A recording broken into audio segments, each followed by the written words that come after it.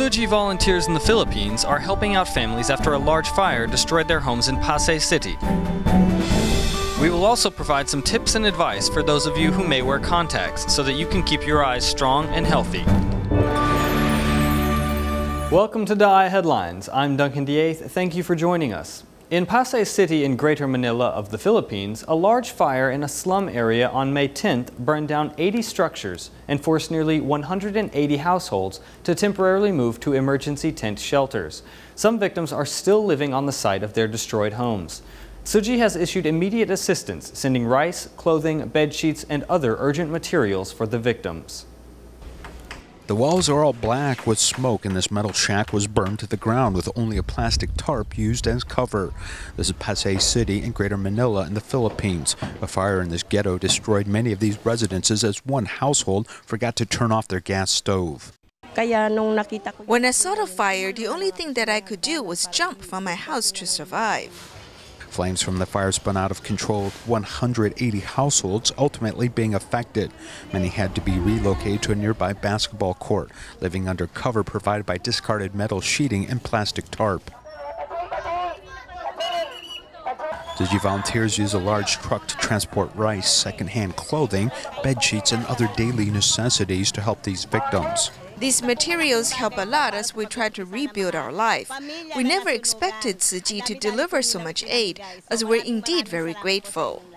We are really grateful to the help from the volunteers, which is giving us a chance to help those in need. In addition to material aid, spiritual comfort is also offered as many of these Filipinos are moved to tears and later laughter due to the kind assistance that they have received after this disaster. In Indonesia, the Tzu Chi Medan chapter recently held its first free eye clinic in Pematang, Siantar, serving nearly 200 patients. Medical volunteers conducted surgery for cataract patients, allowing many to see clearly again. Patients expressed their joy and gratitude for Tzu Chi volunteers. Here's more. Ever since her eye injury back in 6th grade, Rebecca has never seen things so clearly. The surgery was successful. I'm happy to be able to see clearly again. Rukantina, who has cataract, is also happily surprised. I thought only one of my eyes had problems, but it turns out that the other eye also had a serious problem. Therefore, I underwent surgery on both of my eyes. I'm grateful that I can see clearly now. Tzu Chi Medan chapter is holding its first free eye clinic in Pematang Siantar, serving nearly 200 patients. Among them, Halima, who could not see her children's wedding, now looks forward to seeing her grandchildren. Compared to not seeing things, it is better to be without fingers. I'm very happy now, and I cannot wait to see all of my grandchildren.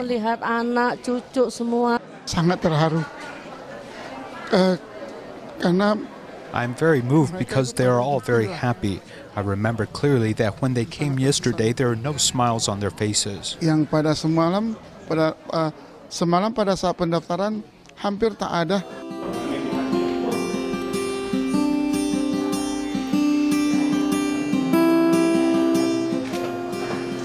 Seeing the smiles on the faces of the patients, Tzu Chi volunteers are filled with the joy of safeguarding the health of others. In Taidong County, there is a village near the northern shores called Jiangyuan. This village has the highest percentage of elderly residents in Taidong County, with half of the population over 65 years old. Out of consideration for the difficulties residents may face when seeking medical attention, Tima decided to host a special free clinic there with 12 different medical departments. Saturday or Sunday, I just can't afford to be sick. If I get sick, then I'm in trouble. Shi Songmei is a resident of Taidong County's Jiangyuan village. The village along Taidong's northern stretch of seashore has the highest percentage of elderly in the county, with half the population over 65 years old. In consideration of the difficulties residents face here, Tima chose to host a free clinic here. I think that for the residents here, getting regular medical care is quite difficult. That's why we wanted to come here, so that we could share some love and care. Over 64 volunteers, including doctors and support staff, are providing quality care and checks in 12 different medical departments. This way we can discover any problems early and then provide them with treatment sooner. The elderly, Mrs. Shi, suffers from diabetes. Recently, she has been having problems with her eyes. Doctors make sure she receives a thorough check. This is really convenient. Otherwise, I'd have to go to Yuli, Taidong, or Hualien. But they come here, and it's very convenient. I can get a check just like that. This clinic in Zhangyuan was able to provide checkups to over 150 residents. TIMA also began a medical database organized according to a patient's fingerprints. The association hopes the system will be used at clinics abroad in the future. But for now, TIMA is happy to provide this elderly community with easy access to medical care. TIMA provided so many medical departments at this clinic. We're so grateful. Thank you. Over the past 5 years in Taiwan, homeschooling has been rising in popularity. But the government has been slow to pass the 3 Types of Experimental Education Act and supporting measures to help accommodate homeschooling parents and students. Meanwhile, in places like China, South Korea, and Japan, home study is unlawful. Next, we'll meet a Japanese woman, Kumiko Sakaguchi, who has chosen to homeschool her daughter to give her more education options.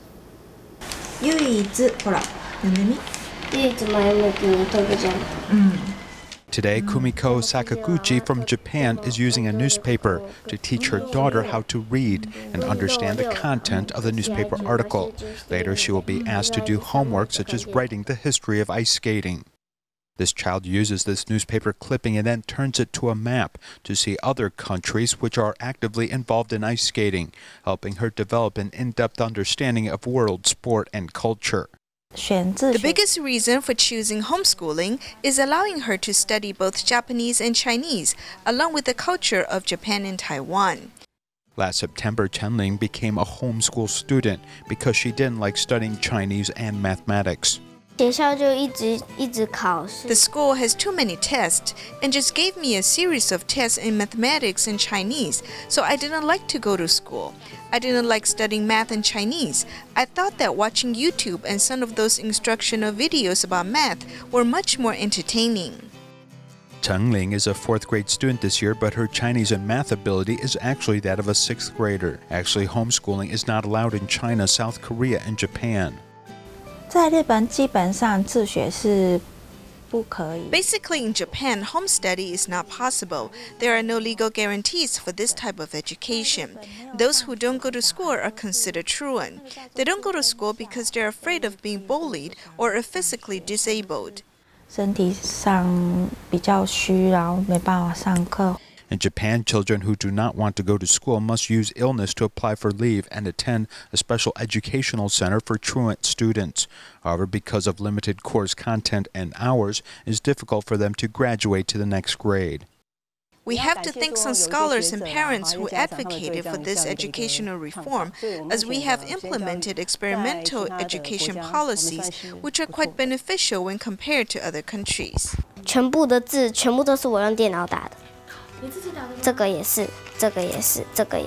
Chenling likes to learn from observation as this is part of her personality. For example, she went to the zoo and observed koalas, which she couldn't wait to share with other students. Guess how big the baby koala is? It's really small as it died because of a lack of nutrition, and then it was put in a bottle. Japan is now beginning to study homeschooling, though for the moment falls way behind Taiwan when it comes to this subject of allowing students the opportunity to pursue individual study.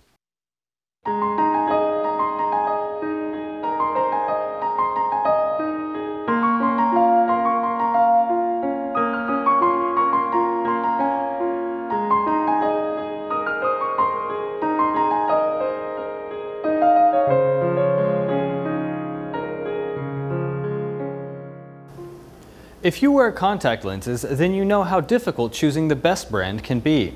In our next report, we'll look at a few different things consumers should think about when selecting their contacts, and we'll get some tips from some ophthalmologists as well. Here's more. The array of various contact lenses with all their different functions can be dizzying for consumers. This is Miss Lai, who has been wearing contacts for over 10 years. When she goes to buy a pair, she often makes a purchase based on a hunch.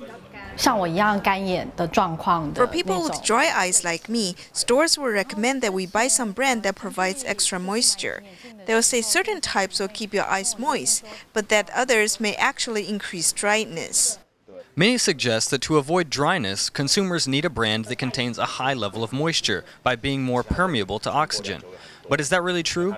In fact, high moisture contact lenses may have an adverse effect and actually increase dryness. If a contact has a high moisture level, then it may be comfortable when you first put it in.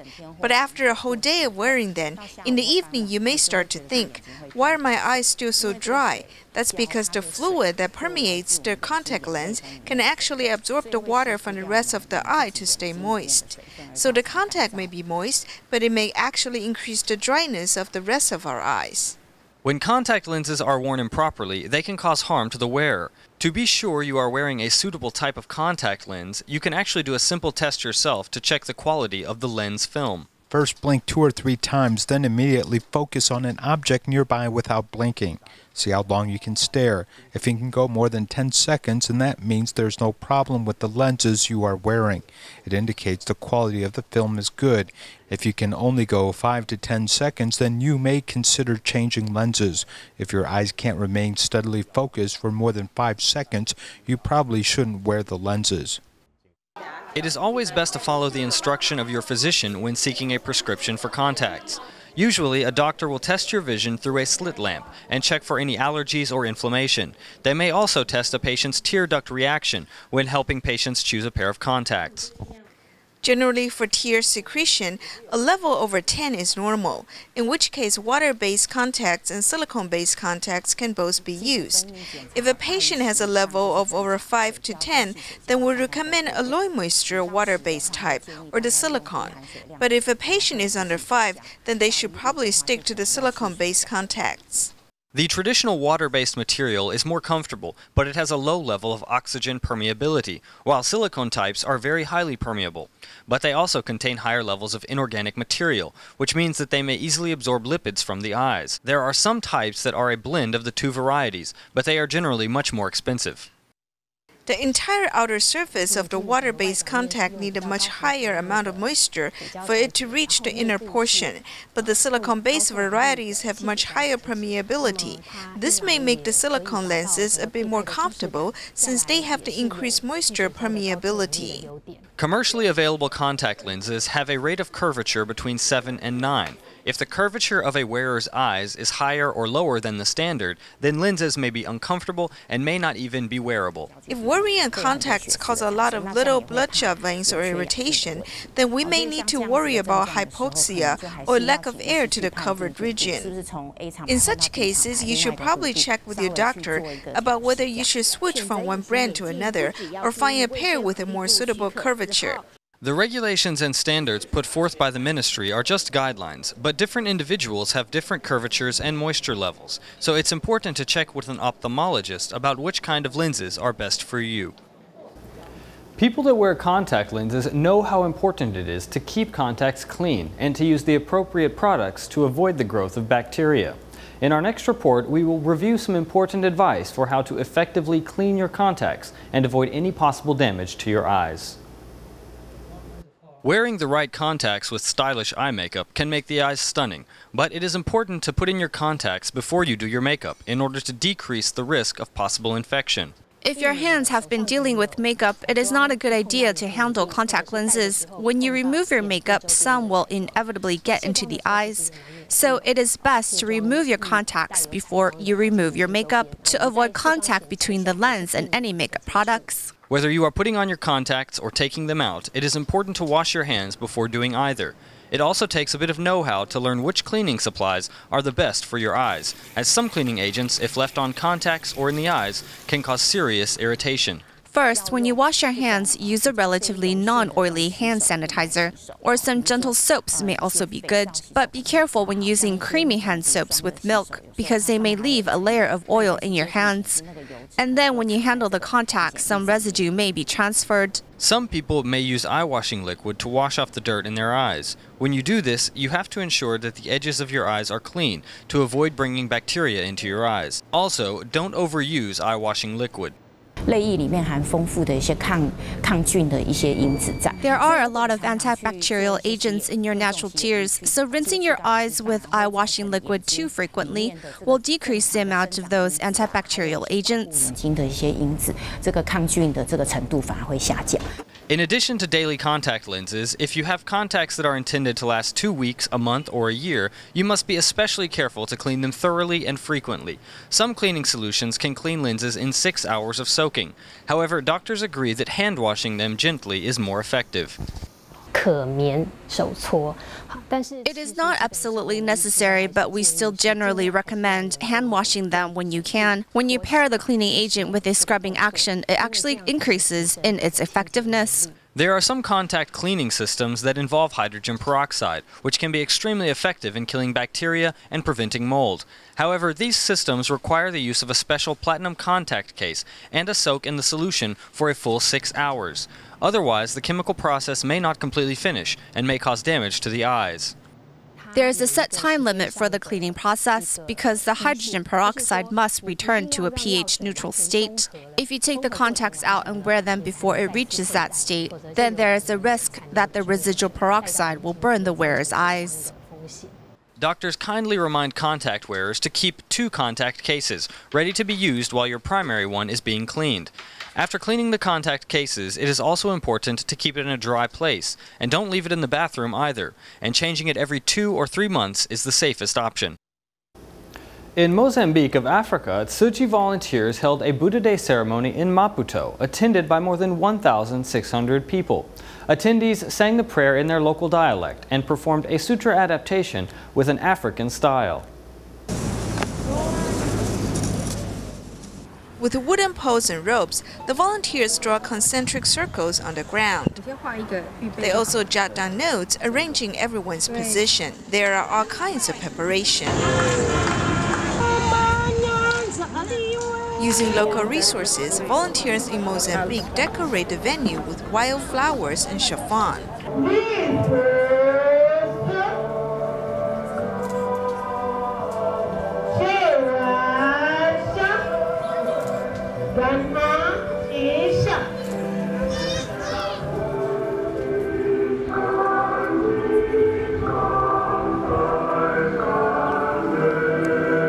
The world is their cultivation ground.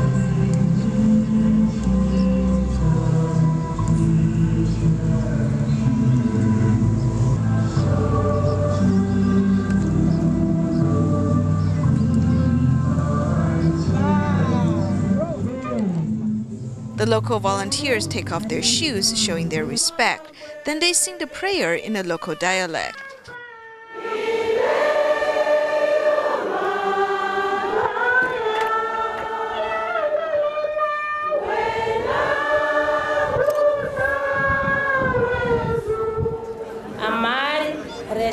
A sutra adaptation is also performed at the ceremony.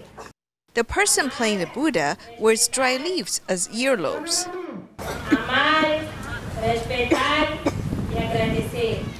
Portraying the Buddha's parable, a deer cart is presented. The ox cart is portrayed realistically.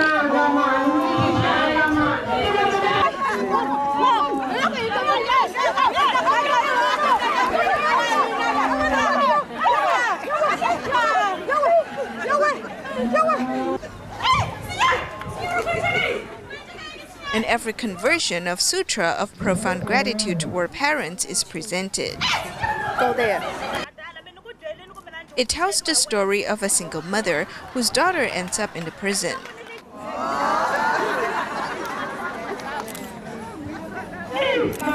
Her love for her daughter never changes. With utmost sincerity, the local volunteers in Mozambique vow to walk the Bodhisattva path. They describe themselves as ants climbing Mount Meru.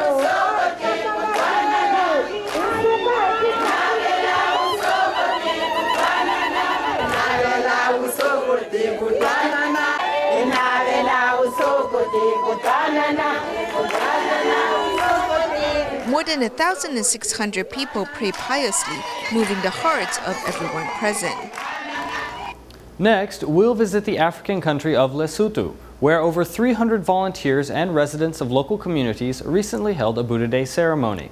Despite rampant poverty in Lesotho, communities there were still willing to donate to help those in more need than themselves. Here's more. Nearly 300 volunteers here in Lesotho have gathered to participate in this Buddha Day ceremony to honor the Buddha. More people join the celebration year after year.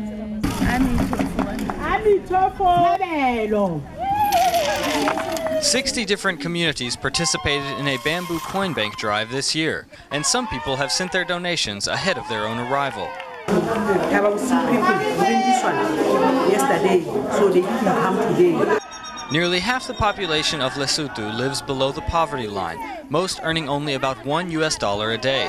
Despite their hardship, their love is boundless, as these communities are still willing and able to donate over $700. Despite their poverty, many also happily donate fruits and vegetables as well.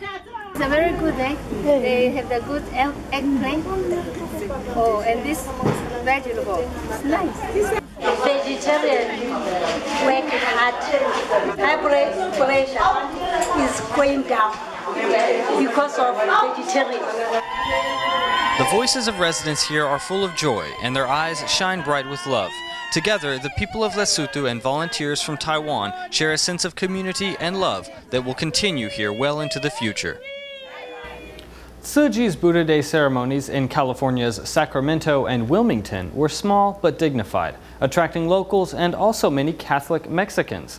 Tzu Chi volunteers did their best to help everyone understand the significance of the ceremony. Here's more.